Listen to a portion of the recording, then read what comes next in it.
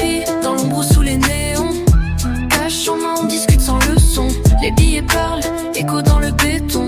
Ta relation à l'oseille, on met l'accent. Bienvenue dans Flouze Thérapie, le podcast qui t'aide à guérir ton rapport à l'argent, sans bullshit ni culpabilité. Je suis Suzy Mallette, coach money mindset, et ici, on parle cash. On gratte là où ça fait mal et on transforme ta relation à l'argent en profondeur, une prise de conscience à la fois. Chaque semaine, je te propose des épisodes qui vont droit au but, des réflexions puissantes, des outils concrets et parfois même des interviews sans langue de bois. Tu vas apprendre à mieux comprendre tes blocages, à reprendre le contrôle sur ton flouze et à créer une vie financière plus libre, plus alignée et plus assumée. Prête à faire la paix avec ton fric et à reprendre ta place ? Alors c'est parti pour l'épisode du jour. Tu sais ce qui revient tout le temps quand je parle d'argent avec mes clientes ? C'est cette phrase, l'argent, ça me met une pression dingue. Pas seulement quand elles en manquent, mais aussi quand elles en ont, ou même quand ça va en soi, tu vois. Et tu vois ce que je veux dire par rapport à ça ? Parce que c'est pas une question de chiffres en fait, c'est un point invisible. C'est une boule au ventre quand tu regardes ton compte. C'est une charge mentale qui est permanente. Une impression que ton argent décide pour toi au lieu que ce soit toi qui décide pour lui. Et dans cet épisode, on va démonter ça. Parce qu'en théorie, l'argent est neutre. Mais en pratique, il devient une pression énorme parce qu'on le regarde à travers notre histoire, notre culture, nos croyances et notre quotidien. Alors aujourd'hui, tu vas comprendre pourquoi tu ressens autant de pression avec l'argent et quels sont les mécanismes psychologiques, mais aussi sociologiques, qui vont aller nourrir ce stress. Et surtout, comment t'en libérer pour enfin respirer. On en reste ça, non ? Allez, c'est parti. Alors du coup, pourquoi l'argent devient autant une pression ? Tout simplement, premièrement, c'est parce que l'argent est vu comme un symbole de survie. À la base, l'argent sert à répondre à nos besoins essentiels, comme avoir un toit, de quoi manger, se chauffer, se déplacer. Et du coup, ton cerveau, lui, il a enregistré une équation qui est ultra simple. Pas d'argent égale pas de sécurité égale danger. Donc même si aujourd'hui, il y a beaucoup moins de chances que tu puisses mourir de faim, cette équation, elle continue de tourner en arrière-plan. Et c'est pour ça que un simple mail EDF ou une facture imprévue peut déclencher un stress énorme en fait. C'est parce que ton corps, notamment ton système nerveux, réagit comme s'il était menacé physiquement parlant. Par exemple, tu vois un courrier avec écrit avis d'échéance dans ta boîte mail. Ton cœur, lui, il va s'accélérer. Tes mains vont devenir moites. Alors que rationnellement, tu sais que tu vas payer. Mais émotionnellement, c'est comme si on te retirait ton filet de sécurité. Et résultat, même quand tu as assez, une partie de toi reste en vigilance permanente, comme si tu devais toujours assurer ta survie. Le deuxième point, c'est que l'argent est vu comme une mesure de valeur personnelle. Donc, dans notre culture actuelle, avoir et valoir sont souvent confondus. On a appris que réussir, en fait, c'est gagner plus, c'est posséder plus, c'est montrer plus. Mais du coup, résultat, quand t'es pas au niveau que tu crois, entre guillemets, normal, tu ressens pas seulement un manque financier, tu ressens aussi un manque de valeur. Comme par exemple, des phrases du type « je n'ai pas réussi, je suis pas à la hauteur ». Donc par exemple, t'es au resto avec tes amis et quelqu'un dit « allez, je paye la tournée ». Donc tu calcules dans ta tête et tu sais que tu peux pas suivre. Et objectivement, c'est pas grave. Mais intérieurement, tu ressens un mélange de honte et d'infériorité. Comme si ton argent parlait de toi. Et ça, je sais que c'est lourd. Parce que tu n'es pas juste un compte en banque. Et tu n'as pas juste un compte en banque. Tu as l'impression, en fait, de porter un bulletin de notes qui est permanent, comme si tout le temps on allait te donner une note, et que tu as une certaine pression par rapport à ça. Le troisième point, c'est que l'argent est vu comme un outil de comparaison. Et puis, il y a la société de performance aussi, qui met tout le monde en compétition de façon silencieuse. Ton voisin a acheté une maison. Ton ami part à Bali. Ta collègue épargne 500 € par mois, par exemple. Et t'as pas forcément envie de la même chose, mais ton cerveau, lui, a quand même comparé. Et chaque comparaison se transforme en pression. Je suis en retard. Je n'avance pas assez vite. Je devrais en être là. Donc, par exemple, tu scrolles sur Instagram et tu tombes sur une pote en voyage paradisiaque. T'as pas juste un petit pincement au cœur. Tu ressens une vraie boule au ventre, comme si tu devais rattraper ton retard pour arriver à elle ce qu'elle a actuellement. Autre scène, tu apprends que ton frère met de côté pour acheter un appartement, par exemple. Et toi, t'as même pas 1 000 € d'épargne. Tout ton corps se contracte comme si tu avais raté le train. Et cette comparaison, qui est permanente, crée Une course qui est vraiment invisible et toi, tu te sens essoufflé avant même d'avoir couru. Résultat de tout ça, tu touches ton salaire, tu respires 2 jours, puis les charges tombent. Loyer, courses, abonnement, assurance, etc. Ton solde, lui, il baisse petit à petit et au lieu de te dire « Ok, c'est le cycle normal », tu ressens « Je perds, je n'y arrive pas, je suis à la traîne ». Et voilà comment l'argent, qui devrait être un simple outil, devient une pression constante qui t'épuise.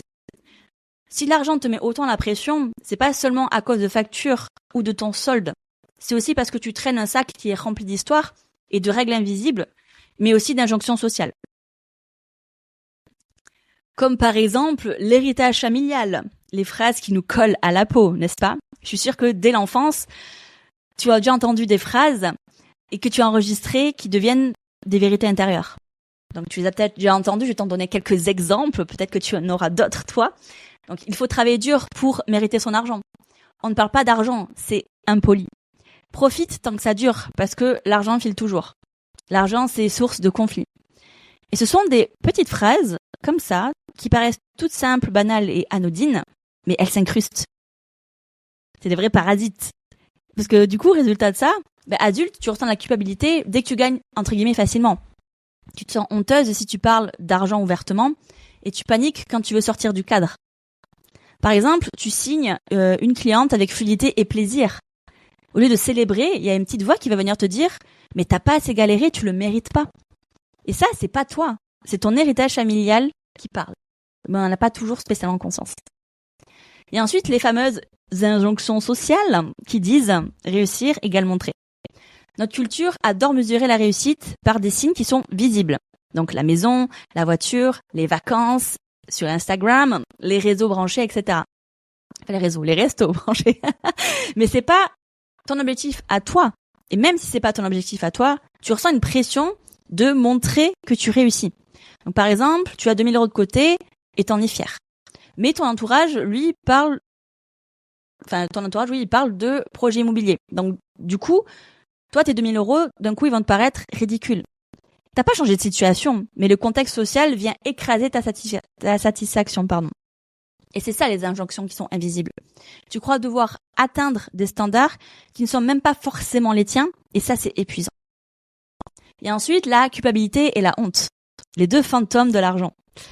2 émotions qui collent souvent à la relation à l'argent. La culpabilité de dépenser. J'aurais dû garder cet argent, je suis irresponsable. Et la honte de manquer, je devrais être plus loin à mon âge. Et parfois, tu les ressens en même temps. Par exemple, tu t'offres un massage, pendant 1 heure, tu vas kiffer. Et puis en sortant, tu calcules et tu culpabilises. Et si en plus, tu compares à une amie qui a mis 200 € de côté, tu vas ressentir de la honte. Et ça, c'est un combo qui est vraiment toxique et qui crée un poids énorme, même pour une dépense qui peut être anodine. Et ensuite, la charge mentale financière. Donc pour beaucoup de femmes, l'argent n'est pas juste un outil de paiement. C'est une charge mentale qui est permanente parce qu'il faut penser aux courses, aux anniversaires, aux imprévus, aux projets d'avenir, tout en gérant les factures et parfois même un business. Par exemple, tu veux dire oui à une sortie entre copines, mais avant de répondre, tu vas calculer mentalement. Ok, donc ce mois-ci, j'ai déjà payé le loyer, les factures d'électricité, les courses, la rentrée scolaire. Et rien qu'un petit « on sort boire un verre » peut devenir une équation financière dans ta tête. Et résultat, tu portes une pression qui est invisible. Personne ne la voit, mais elle t'accompagne partout. Comme un bruit de fond en permanence, un fond sonore qui vient te déranger. Donc si on devait résumer cette partie, ce n'est pas ton compte qui te met la pression. C'est ton héritage, la société qui te dicte ces normes-là, la culpabilité et la honte que tu portes, mais aussi cette charge mentale qui est invisible. Bref, c'est pas qu'une question de chiffres, c'est une question de psychologie et de culture. Mais alors du coup, comment t'en libérer? Parce que maintenant qu'on a vu d'où vient la pression, on va essayer de parler solution. Parce que non, tu n'es pas condamné à vivre avec une boule au ventre à chaque fois que tu ouvres ton appli bancaire. Ça, c'est la bonne nouvelle. Donc la première solution, ça peut être le fait de séparer argent et valeur personnelle. Donc ton argent n'est pas ton identité. Ton solde bancaire ne dit rien de ta valeur en tant qu'humain, ni de ta légitimité à arriver à entreprendre ou à profiter. Donc je te propose un exercice simple, entre guillemets. Donc chaque fois que tu regardes ton compte, répète-toi cette phrase. Ceci est une donnée, pas une preuve de qui je suis. C'est un chiffre, point. Rien de plus, rien de moins. Par exemple, tu regardes ton compte et il est à 243 €. Au lieu de plonger dans « je suis nul, j'ai raté ma vie, il me reste que cette somme-là », essaie de revenir dans la neutralité. Ok, j'ai 243 €. C'est une info que je peux utiliser pour choisir la suite. Une deuxième solution, c'est d'aller déconstruire les injonctions sociales. Donc, demande-toi à qui j'essaie de prouver quelque chose. Est-ce que je veux ce voyage, cette voiture, ce sac, parce que j'en ai vraiment envie ou parce que je veux cocher une case sociale? Rien qu'en posant cette question, tu enlèves en fait une énorme partie de la pression. Parce que la pression la plus lourde, c'est celle qui vient d'objectifs qui ne sont pas vraiment les tiens. Par exemple, si ton rêve c'est d'avoir une vie simple, mais que tu cours après un train de vie du type Instagram parce qu'il faut, tu vas t'épuiser. Donc libère-toi vraiment de cette norme qui est invisible et définis ton propre succès à toi. La troisième solution, c'est d'aller apaiser la culpabilité et la honte. Donc la culpabilité et la honte ne disparaissent pas d'un claquement de doigts, mais tu peux apprendre à les remettre à leur place. Pour la culpabilité, demande-toi, ai-je vraiment fait du mal à quelqu'un? Si la réponse est non, alors ta culpabilité n'a pas vraiment raison d'être, si je puis dire, c'est que ça devient juste un réflexe, un automatisme. Pour la honte, rappelle-toi que ta valeur n'est pas corrélée à ton solde ou à ton rythme de progression. Tu t'offres ce massage, au lieu de ruminer « j'aurais dû épargner », reformule « je choisis d'investir dans mon bien-être aujourd'hui » et c'est un choix conscient. Chaque fois que tu reformules, tu reprends une part de pouvoir. Tu vas voir, c'est plutôt cool quand même. La quatrième solution, c'est d'aller alléger la charge mentale financière.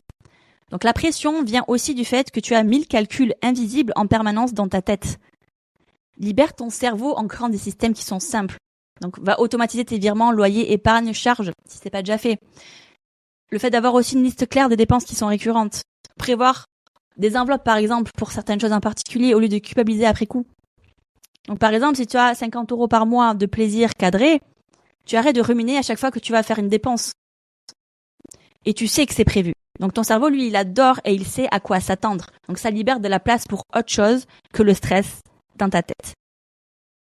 La cinquième solution, c'est d'aller redonner du sens à ton argent. Arrête de voir ton argent comme un juge ou une menace. Redonne-lui une mission claire, en fait, tout simplement. Demande-toi, qu'est-ce que je veux que mon argent soutienne ce mois-ci? Et note 3 choses. Par exemple, payer mes charges sans stress, m'offrir un petit plaisir ou avancer sur un projet qui compte pour moi. Tout de suite, ton argent arrête d'être une boule au ventre et devient un allié. La 6e solution, c'est aussi d'aller pratiquer la micro-libération. Donc, t'as pas besoin d'un plan ou d'un grand plan qui est radical. T'as juste parfois besoin de petites victoires répétées. Donc, exemple pour la micro-libération, c'est regarder ton compte une fois par semaine sans jugement. Juste comme une météo. Ça peut être aussi oser dire non à une dépense sociale que tu veux pas vraiment. Oser dire oui à un petit plaisir sans te flageller derrière. Et en fait, chacun de ces petits gestes crée une nouvelle expérience qui va te faire dire « je peux respirer avec mon argent ». Et plus tu accumules ces expériences, plus la pression elle va s'alléger. Donc résultat de tout ça, la pression ne disparaît pas en un jour, bien entendu, mais tu peux l'apprivoiser. Tu peux la réduire et tu peux arrêter de la subir comme une fatalité. Parce que ton argent, c'est pas censé être un poids. Il est censé être un soutien au quotidien. Alors pourquoi du coup, l'argent te met autant la pression? Comme on l'a vu, ça se limite pas à un chiffre. Et il est chargé de beaucoup de bagages.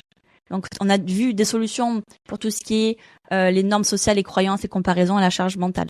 Mais retiens bien ceci, la pression que tu ressens n'est pas une fatalité. Tu peux séparer ton argent de ta valeur personnelle. Tu peux aller questionner les injonctions qui sont même pas les tiennes. Tu peux aussi apaiser la culpabilité et la honte et alléger ta charge mentale avec des systèmes qui sont simples, en te donnant un cap clair avec ton argent et en faisant des exercices de micro-libération au quotidien. Ton argent, il n'est pas là pour t'écraser. Il est là pour soutenir tes choix, pour amplifier ce qui compte pour toi. Mais, comme je te disais, c'est pas une condamnation à vie, pardon. Parce qu'au fond, elle vient pas de ton compte bancaire. Elle vient des phrases que tu as entendues quand tu étais enfant, des injonctions. Et ce poids-là, tout ça, tu peux l'alléger. Donc, tu peux commencer par séparer ton argent et ta valeur personnelle. Parce que ton compte n'est pas un bulletin de notes. Il dit rien de ton intelligence, de ton courage, ni de ta légitimité à rêver grand. Tu peux déconstruire aussi les injonctions sociales. Non, tu n'as pas à courir après le rythme des autres. Chaque fois que tu reformules, en fait, tu reprends du pouvoir Et crois-moi, je l'ai vécu aussi. Je me suis déjà retrouvée à culpabiliser pour un resto alors que j'avais de l'épargne. C'est quand même fou. Et ce n'était pas mon compte qui parlait, c'était l'écho de toutes ces histoires invisibles. Et ça, tu peux l'alléger. Ton cerveau ne peut pas jongler en permanence avec 1000 calculs.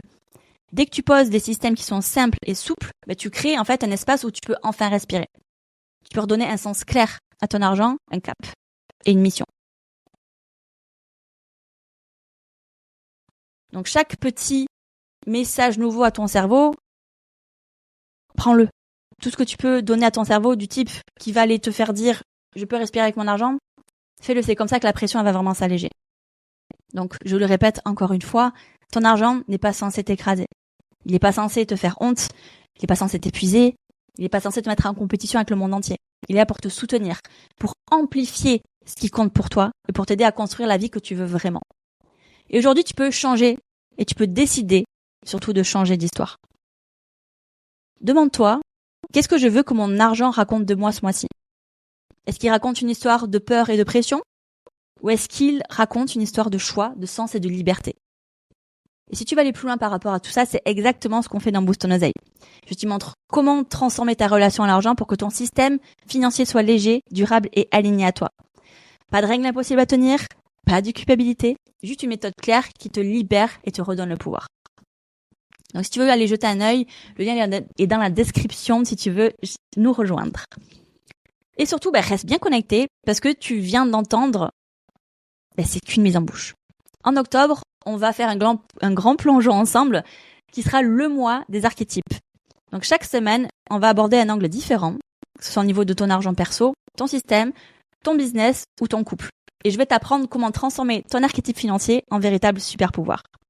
Alors si cet épisode t'a parlé, accroche-toi parce que les prochains vont encore plus t'ouvrir les yeux. Parce que la liberté, elle commence quand tu comprends que ton argent n'est pas ton ennemi, mais le miroir de qui tu es et l'allié que tu as choisi de devenir.